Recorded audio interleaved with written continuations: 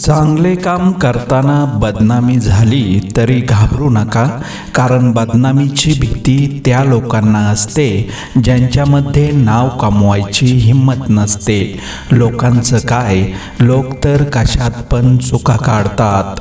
आयुष्यात आपल्या वाईट गोष्टींना नाकारून चांगल्या गोष्टी अंगीकृत करून चांगल्या कामासाठी सीमा उल्लंघन करा. श्रद्धा ही सामर्थ्यवान असते. कशावर तरी श्रद्धा असल्याशिवाय माणूस जिवंत असूच शकत नाही. कुणीच कुणाचा नसतो. साथ देहाची आणि होते माती. आपणच आपल्या जीवनाची सोबती. कशाला हवी ही खोटी नाती. एकदा आपण पुढे जाण्याचा निर्णय घेतल्यानंतर मागे वळून पाहू नका. मागील भागातील आरशामध्ये आपले भाग्य कधीही मिळणार नाही. दुसऱ्याला धोका देणं, फसवणं सोपं असतं हो, पण तीच वेळ स्वतःवर आल्यावर कळतं धोका, फसवणूक आणि दुसऱ्याचं मन म्हणजे काय असतं ते. ज्या माणसाला सतत शुभ आणि आशावादी विचार करण्याची सवय असते त्याचे मन नेहमी आनंदाने व उत्साहाने भरलेले राहते आणि उत्साही मनाच्या माणसाला नेहमीच यशप्राप्ती होते. म्हणून सकारात्मक, आशावादी आणि आनंदी विचार यशस्वी व सुखी जीवनाची गुरुकिल्ली आहे. वेळ निघून गेल्यावर पश्चाताप करण्यापेक्षा वेळेवर ऐकलेलं बरं असते. समोरच्याने आपल्यावर ठेवलेला विश्वास हीच आपली खरी कमाई असते आणि तो विश्वास कायम निभावणे ही आपली जबाबदारी असते. गैरसमज माणसाला सत्य ऐकू देत नाही आणि अहंकार त्याला सत्य पाहू देत नाही. म्हणून या दोन्ही पासून सदैव अलिप्त राहणे कधीही उत्तम. आज तुम्ही आकाशात उडत असाल, उद्या तुम्हाला घेऊन जाण्यासाठी जमिनीवर एकाची गरज भासेल. नम्र व्हा, लोकांवर प्रेम करा आणि लोकांवर गुंतवणूक करा.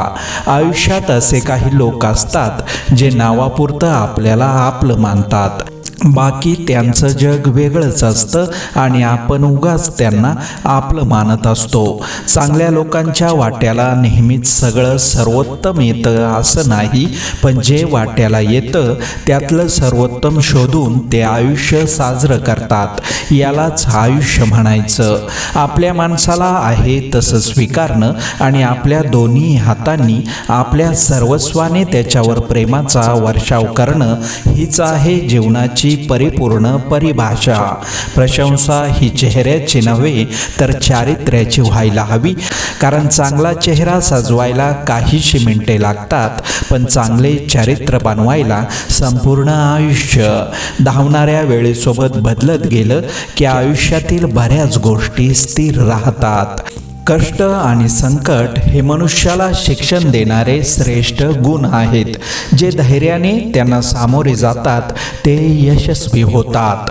प्रेम व आनंद देणाऱ्या व्यक्ती आपल्या सहवासात असणे ही निसर्गाची एक देणगी असते आणि अशा व्यक्ती लाभणे हे आपल्याच सुस्वभावाची अनमोल परतफेड असते. आपण कसे बोलावे हे शिकवण्यासाठी कोणताही वर्ग नाही, पण आपण ज्या पद्धतीने बोलतो त्यावरून आपला वर्ग निश्चितच ठरतो.